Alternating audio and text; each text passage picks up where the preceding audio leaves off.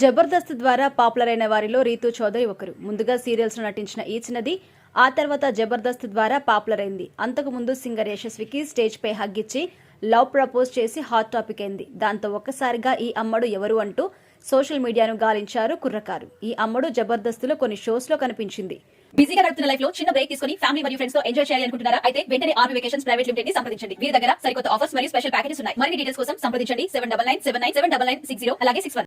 ఆ తర్వాత పలు టీవీ షోస్ లో కూడా మెరిసింది. గతంలో పలు సీరియల్స్ లో నటించింది రీతు.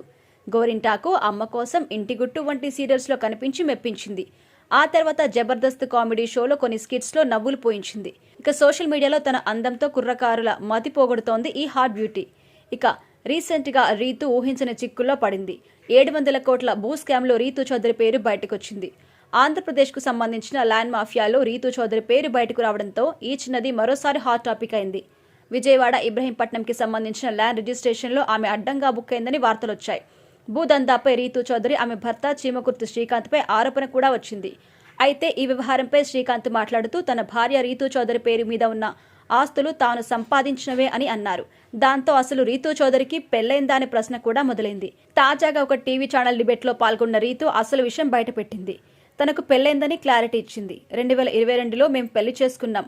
6 నెలల తర్వాత విడిపోయాం. ప్రస్తుతం విడాకులు కోర్టులో ఉన్నాయి. 1.5 ఏడాదిన్నర క్రితం విడాకులకు అప్లై చేసుకున్నామని తెలిపింది రీతూ. విడాకులకు నేను ఒప్పుకున్నాను, కానీ అతను ఒప్పుకోలేదు. అందుకే ఈ కేసు ఇంకా కోర్టులో ఉందని తెలిపింది. నేను శ్రీకాంత్తో రిలేషన్లో ఉన్నప్పుడు రియల్ ఎస్టేట్ చేస్తాడని మాత్రమే తెలుసు. అలాగే మేము ఎక్కువ రోజులు కలిసి ఉండేవాళ్ళం కాదు. నేను నా షూటింగ్స్కి వెళ్లేదాన్ని. నెలలో వారం రోజులు మాత్రమే కలిసి ఉండేవాళ్ళమని చెప్పింది. అలాగే భూదందాకు సంబంధించి తనకు ఎలాంటి విషయాలు తెలియవని, తన పేరు మీద ఎలాంటి విలువైన ఆస్తులు లేవు అని తెలిపింది రీతూ.